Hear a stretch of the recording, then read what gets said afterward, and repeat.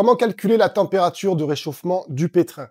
Pour appliquer avec précision la température de base qui nous permet de sortir une pâte à la bonne température et d'avoir un contrôle précis sur la fermentation, on a besoin de connaître de combien de degrés mon pétrin va réchauffer la pâte par action mécanique et par friction. Pour recevoir d'autres astuces et techniques, tu t'abonnes, tu mets un petit like, ça fait toujours plaisir. Donc, comment on va déterminer cette température?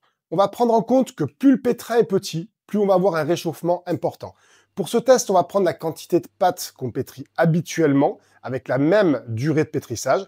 Je rappelle qu'on évite toujours de remplir le pétrin à plus de 60% de sa capacité. Donc, entre 20 et 25 degrés de température ambiante. Je vais prendre par défaut 8 degrés de réchauffement pour un petit pétrin et 5 degrés pour un plus gros. Entre 26 et 30 degrés de température ambiante, je vais prendre par défaut 12 degrés de réchauffement pour un petit pétrin et 8 degrés pour un plus gros. Pour ce pétrissage, je vais utiliser la formule 60 moins l'addition de la température de l'air plus la température de la farine plus 8 puisque j'ai un petit pétrin et je me trouve dans la plage de température que je viens de décrire. Donc pour la température de l'air, j'ai 22 degrés. Pour la température de la farine, j'ai 21 degrés plus 8. Donc du coup, ça va me faire un total de 51. 60 moins 51, ça me donne 9. Donc je vais utiliser une eau à 9 degrés. Et je vais faire mon pétrissage avec la même quantité que je fais d'habitude, avec la même durée de pétrissage, exactement pareil. Et je vais voir en fin de pétrissage si ma température est bonne ou pas.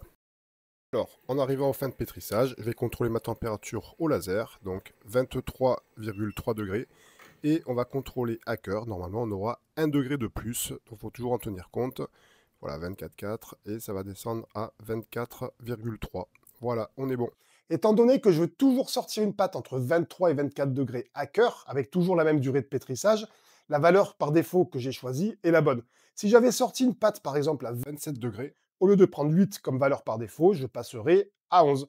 En début de phrasage, j'avais 15 degrés, fin de pétrissage 23,3, j'ai donc 8,3 degrés de réchauffement. J'avais pris 8 par défaut, donc le réchauffement du pétrin est bien de 8 degrés. Il faudra tenir compte en changement de saison, principalement en été, que cette constante va pouvoir varier, donc il faudra ajuster avec cette méthode pour avoir toujours ce qu'on souhaite.